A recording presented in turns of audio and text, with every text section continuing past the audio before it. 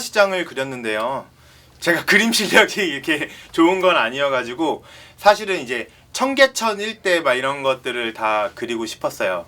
그러니까 전태일 열사가 주로 이제 다 오갔던 길, 출퇴근길, 그리고 일했던 그런 동네죠. 삶의 어떤 기본 공간이면서 그리고 뭔가 사람들과의 관계, 그리고 뭐 바보회라든가 이렇게 꾸려나가는 그 공간이었겠죠.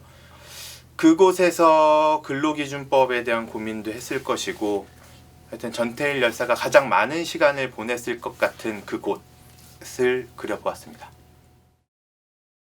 정말 오랜만에 가보는 거고, 전태일 열사 묘역만을 찾아가는 것은 이번이 처음인 것 같아요. 올해가 또 50주기이기도 하고, 그리고 저희가 이런 지금 하고 있는 예술 활동 속에서 가는 거다 보니 좀 설레는 것도 있는 것 같아요. 특히 노동자들을 바라보는 그런 관점이라든가 이런 것들을 제가 살아오면서 생각해보지 못했던 부분이었던 것 같아요. 불평등, 노동자, 노동조합, 노동운동으로 대표되는 어떤 불평등에 관한 문제가 상당히 좀 중요하지 않나. 그 현장 그리고 또 그 안에서 실질적으로 눈으로 보고 듣고 느끼는 것들이 저에게 있어서 굉장히 많은 깨달음을 주지 않을까라는 기대감이 있습니다. 이 작업이 얼마만큼 우리에게, 그리고 이러한 예술 창작 과정이 크게 이 사회를 바꾸게 한다거나 예술가 개인도 크게 변화시키거나 이러지는 않을 것 같지만 하나의 지점, 하나의 소중한 한 단계는 되지 않을까라는 생각을 갖고 내일 일정을 좀 이렇게 진행하려고 합니다. 아버지의 생각은 그런 것이었을 것이다.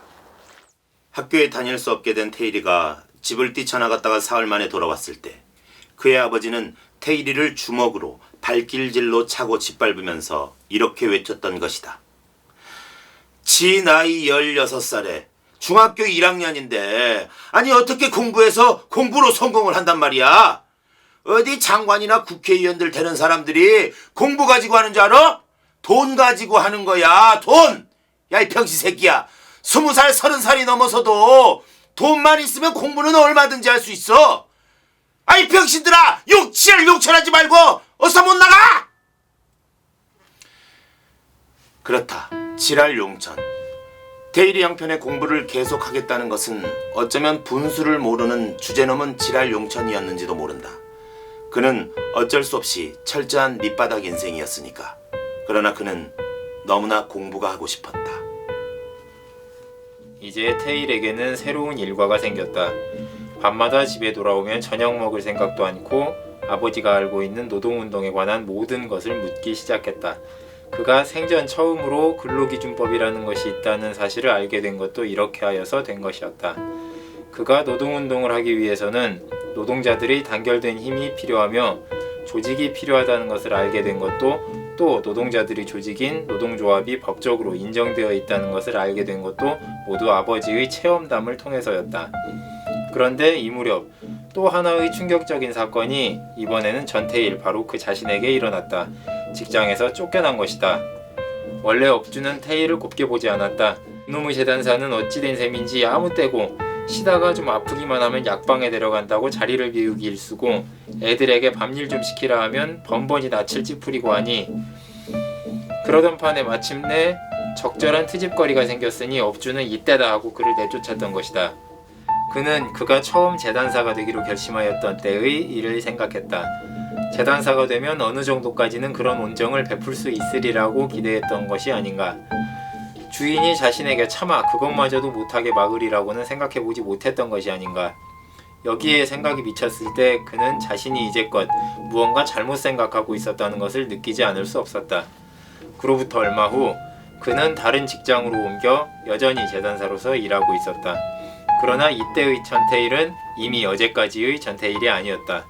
그는 낮이면 직장에서 재단사 친구들을 틈틈이 찾아다니며 바보회를 조직하는 조직자였고, 밤이면 그의 판잣집에서 근로기준법 조문을 뒤지며 밤이 새는 줄도 모르고 내일의 밝은 노동 조건을 꿈꾸는 그런 사람이 되어 있었던 것이다.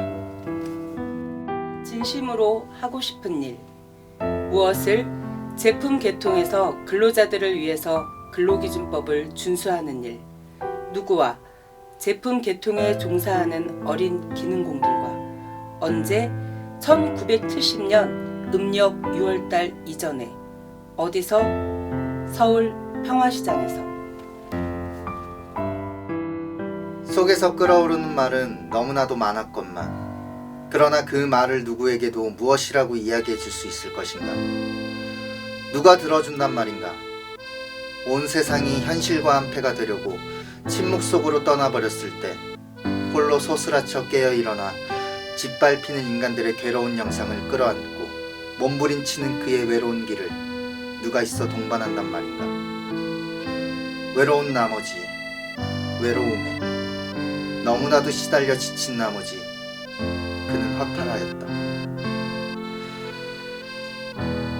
나는 삼거리의 이정표처럼 누가 같이 가자고 하는 이가 없구나. 바람이 부나 눈비가 오나 모든 것을 그대로 받아들여야 하는 나. 1969년 9월 말에 낙서에서. 친구여, 나를 아는 모든 나여, 부탁이 있네. 나를, 지금 이 순간의 나를 영원히 기억해주기 바라네. 그러면 뇌성 번개가 천지를 무너뜨려도 하늘의 바닥이 빠져도 나는 두렵지 않을 걸세. 그 순간 무엇이 두려워야 한단 말인가? 두려워서야 될 말인가? 도리어 평온해야 될 걸세. 완전한 형태의 안정만을 요구하네. 순간, 그 순간만이 중요한 거야. 그 순간이 지나면 그 후론 거짓이 존재하지 않네. 그 후론 아주 완성된 백일세.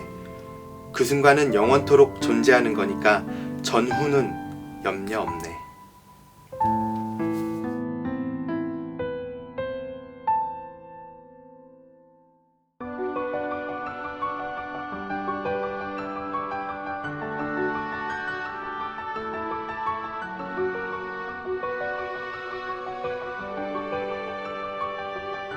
전태일 3법은 말 그대로 전태일 열사의 외침을 이어받아 근로기준법과 노조법을 개정하며 중대재해기업처벌법을 제정하는 내용이다.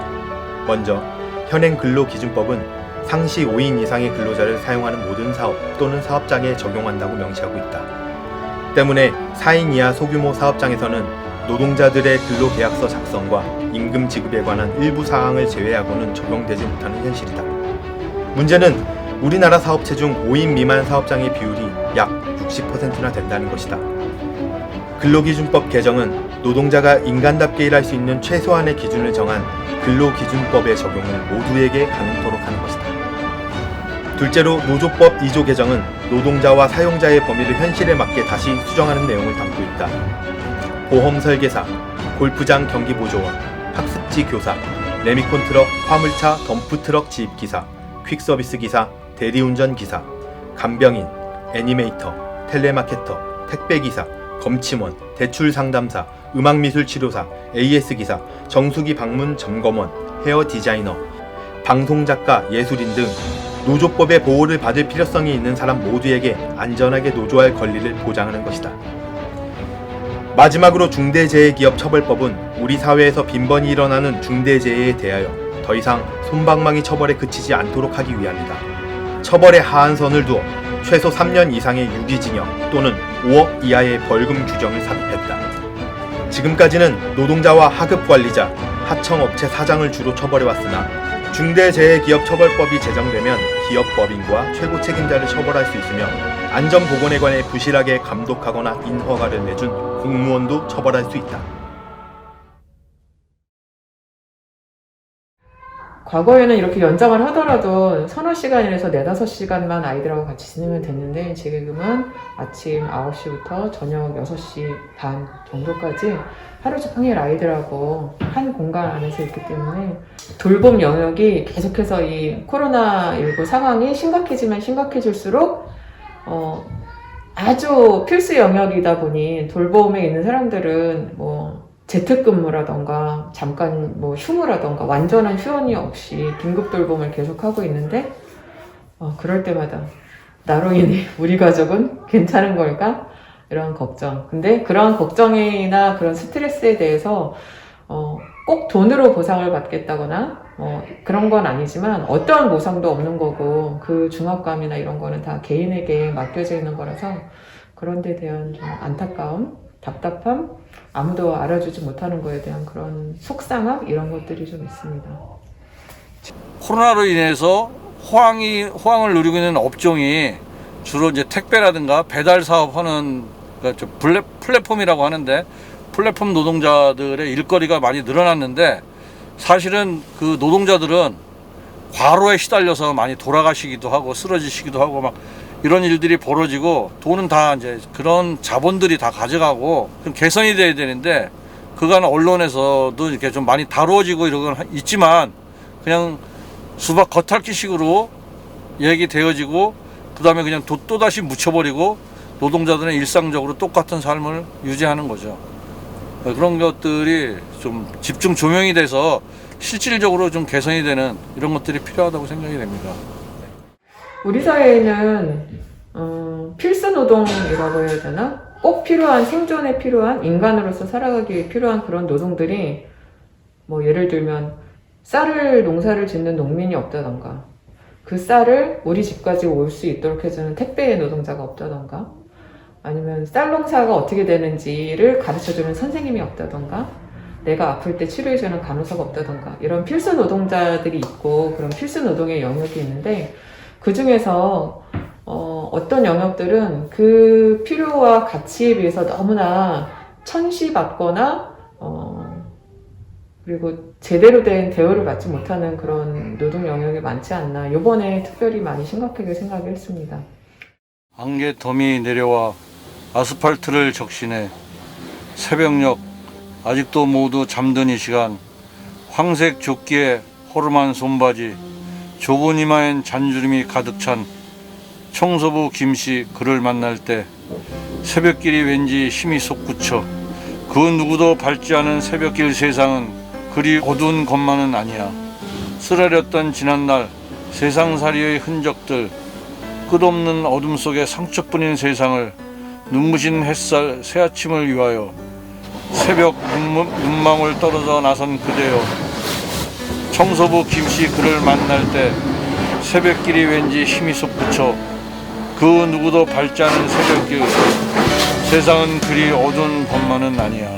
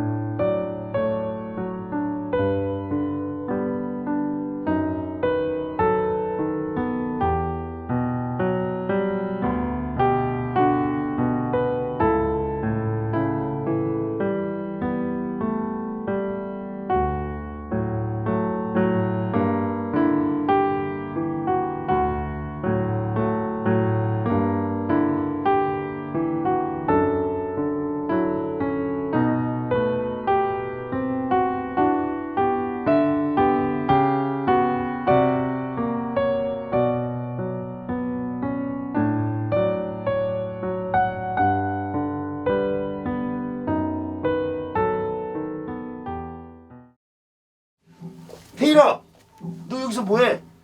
나 그냥 안색이 안 좋은데? 너 뭐 고민 있어? 얘기해봐. 아니야. 에이, 그래도 얘기 좀 해봐. 그냥 우리 술이나 한잔 하러 갈래? 또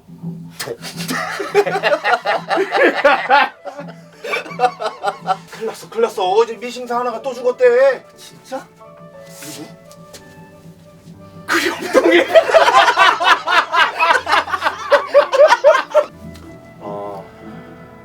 내가 죽기 9개월 전에 썼던 이야기야. 난 사실 이때 결심했어. 너 안 살아있어 지금?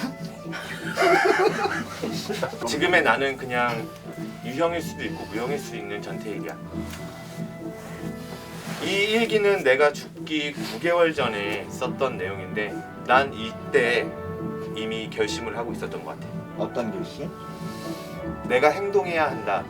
내가 무언가를 해야 한다라는 결심을 하고 있었어. 형, 얼마 전에 경찰서에서 자고 왔는데 그거 차비가 없어서 걸어오다가 통금에 걸려서 그런 거래요. 너 또 애들 풀빵 사줬니? 아 배가 고프고 힘드니까 좀 도와줬어요. 아 그 정도 별거 아니에요. 얼마 비싸게. 별게 아니긴 뭐가 별게 아니야.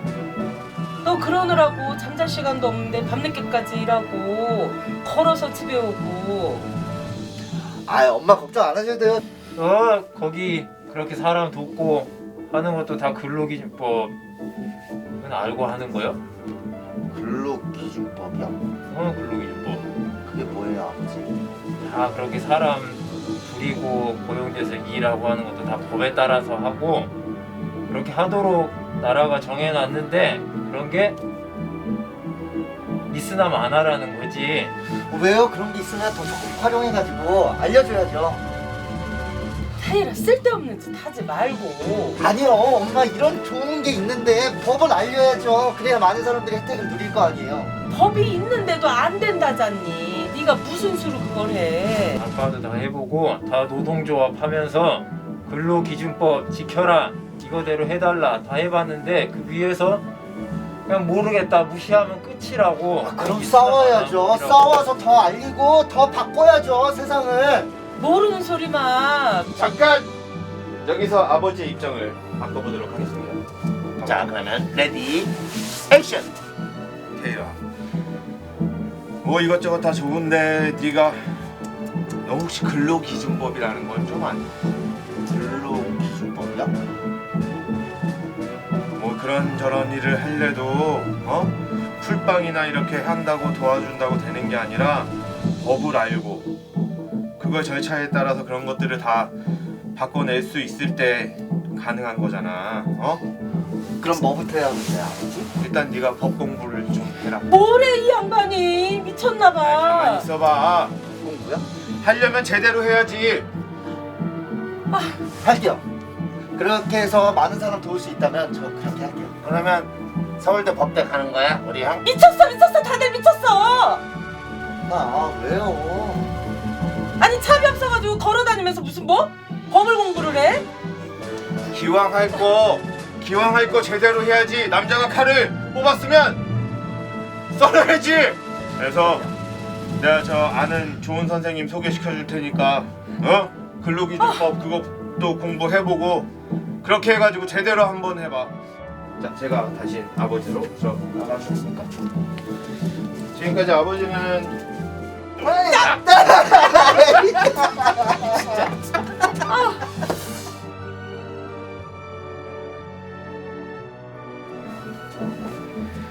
전태일 열사, 오늘 당신의 묘역에 다녀왔습니다.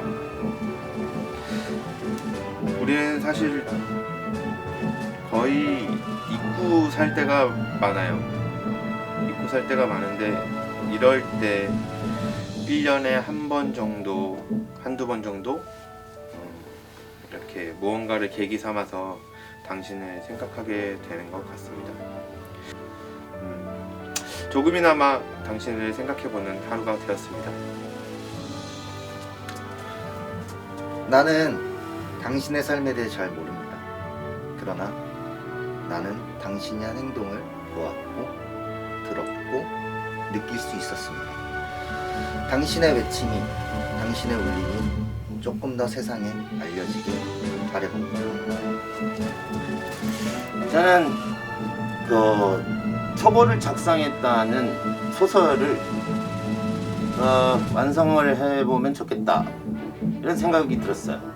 거기 이제 주인공은 누구고 그다음에 상황은 뭐고 장면도 1번부터 16번까지 적어놓은 걸 본 것 같은데 그거를 재밌게 누군가가 또는 내가 아니면 우리가 그거를 만들어보는 작업도 되게 재밌는 작업이 되겠다, 의미 있는 작업이 되겠다 이런 생각이 들었어요.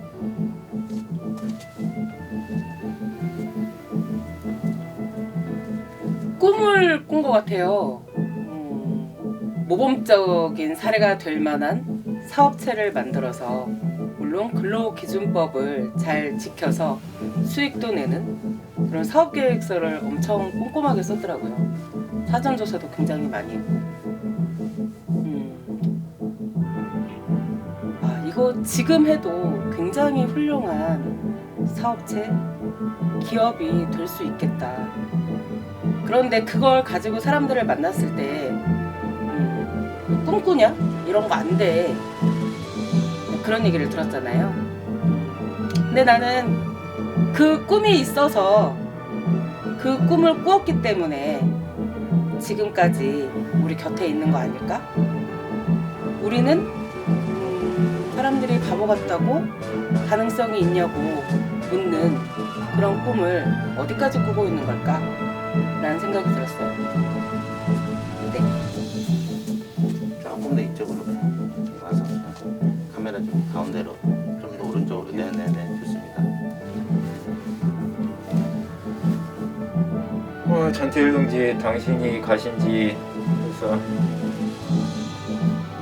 40년, 50년이 넘어가는데 아직도 근로기준법 그 간단한 법 하나를 가지고도 다시 뒤집어야 된다, 개정해야 된다 말들이 아직까지 나오고 있습니다.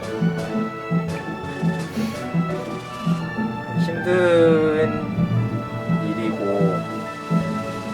실현이 될지도 모르는 막막한 상황에서 이렇게 몸을 던지셨지만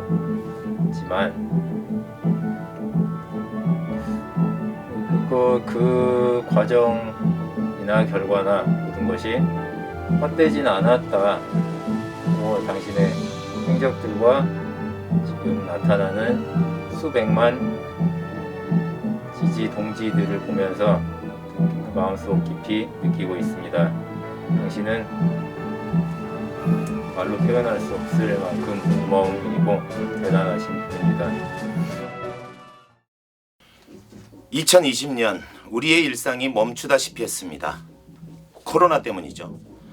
무대와 객석을 비워야 하는 경우가 많았고 기존과는 다른 활동을 생각해내야 했습니다.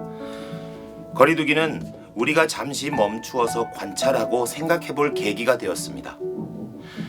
만약에 이 세상에 연극이라는 게 없다면, 예술이라는 게 없으면 어떻게 될까? 예술이 없어도 당장의 세상은 아무 무리 없이 잘 돌아가지 않을까? 우리는 오늘 전태일이라는 인물, 전태일이 마주했던 그 누군가가 되어보았습니다. 그리고 또 잠깐이라 외치고 인물의 행동을 바꾸어 보기도 했습니다. 잠깐이라는 것, 연극에서 그것은 인물의 행동을 변화시켜 최악의 상황을 막아보는 일입니다. 우리에게 잠깐이라는 것은 코로나 시대의 연극에 대해 생각해보는 일이었습니다. 어떤 사람들에게 잠깐은 달콤한 낮잠과 휴식이거나 모든 일상을 정지하고 한 달간 여행을 떠나는 일일 수도 있습니다. 또한 OECD 최장 노동시간에 시달리는 우리 노동자들에겐 기계를 멈추고 광장에서 어깨를 맞대는 일이기도 할 것입니다. 예술이란 것은 잠시 멈추는 것이라 생각합니다. 극장 객석에 앉아서 전시실의 그림을 바라보면서 영화관 스크린 앞에서 교실로 찾아온 예술가 강사 선생님과 함께 잠시 멈추어서 생각해 보는 거죠. 생각을 한다는 건 인간답기 위한 것 같아요. 덴마크 왕자인 릿은 잠시 멈추고 이렇게 중얼거렸습니다. 사느냐 죽느냐 그것이 문제로다. 이건 그 다음 행동을 하기 위해서였죠. 햄릿은 잔인한 운명에 맞서 싸울 것인가, 참고 견딜 것인가 고민했습니다. 그리고는 다시 이렇게 이야기합니다. 결국 분별심 때문에 우린 모두 겁쟁이가 되고 혈기왕성하던 결심에도 창백한 병색이 그늘지고 그리하여 의기충천하던 큰 뜻도 마침내 뒤틀어져 제 방향을 잃고 실천은 요원해지는 것 아니었던가. 셰익스피어 시대에 예술가를 후원하는 대표적인 그룹은 귀족들이었다죠. 아무래도 통장 잔액이 좀 있어야 후원도 할 수 있을 테니까요. 우리 시대 예술의 후원자는 땀 흘려 일하는 노동자면 좋겠다는 생각을 해봅니다. 아무 일 없다는 듯 굴러가는 이 세상을 멈출 수 있는 것은 바로 노동자이기 때문입니다. 전태일이 자기 이야기로 소설의 초고를 썼듯이 노동자가 예술을 하는 세상이 진짜 인간다운 세상이 아닐까 생각해 봅니다.